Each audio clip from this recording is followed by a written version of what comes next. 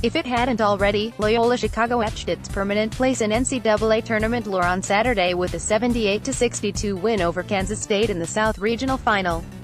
With the win, the 11th-seeded Ramblers have matched the record for the worst-seeded team to crash the Final Four.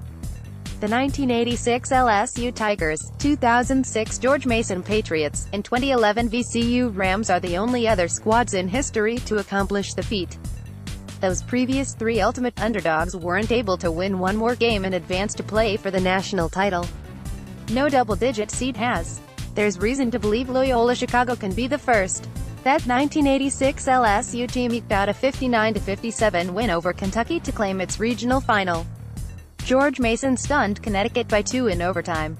2 years ago, 10th-seeded Syracuse needed a miracle flurry in the final minutes to nip top-seeded Virginia by 6. Loyola, meanwhile, punched its ticket to the national semifinals with a dominant performance where they appeared to be in control from start to finish. Kansas State was an overachieving number 9 seed, but this is still a team that entered Saturday as one of the best defensive teams in the country. The Wildcats currently rank 14th in KenPom's adjusted defensive efficiency rankings and were allowing opponents to score an average of just 66.7 points per game heading into Saturday night. The evisceration of that defense was a welcome change for a Loyola team that had captured the nation's attention by winning its first 3 games in the Big Dance by a total of 4 points. Only the 1980-81 St. Joseph's Hawks won their first 3 tournament games by that slim a margin. The best thing about Loyola for the portion of the American public that plans on now watching them in the Final Four is that they give the viewer the best of both worlds. On one hand, the Ramblers check every box when it comes to fitting the profile of the classic March Madness Cinderella. Loyola spends its January and February playing in the Missouri Valley Conference, a decidedly mid-major league. The Ramblers don't have any former 5-star recruits, they only have one player taller than 6'7" who plays major minutes, and this is their first NCAA tournament appearance since 1985. Their head coach, Porter Moser, was fired by another school from their same conference and their same state, Illinois State, after a less-than-stellar 4-year stint that spanned from 2003 to 2007. On the other hand, if you didn't know any better, Loyola would never make you feel like you were watching an unmistakable underdog. The Ramblers defend straight up as well as any team in the country. On their way to the Final Four, they've held 4 teams blessed with next-level talent, Miami, Tennessee, Nevada and Kansas State, to under 70 points.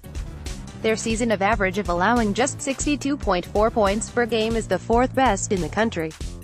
But this isn't a team that can only win rock fights. In fact, the Ramblers might have the best half-court offense of any team still standing besides Villanova.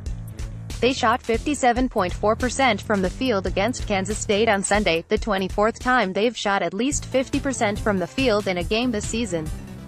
No team in the country can claim more. All 5 starters averaged double figures in scoring, and 4 of those 5 are shooting better than 50% from the field for the season. It'd be naive to say that an 11 seed playing its way to the Final Four for just the 4th time ever isn't surprising, but it's not a stretch to say that what the Ramblers have done these last 3 weeks hasn't been shocking.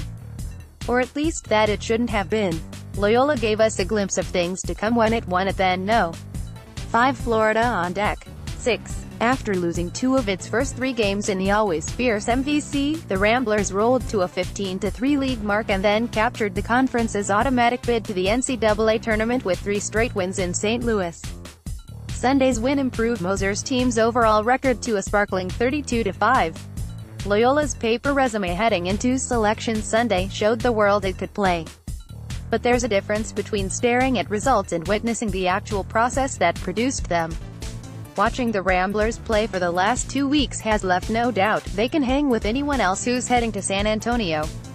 Between Sister Jean, the wins in the final seconds and the double-digit number next to its name, Loyola was always going to be remembered fondly by many for a long time. 2 more wins and the Ramblers will be remembered forever by everyone.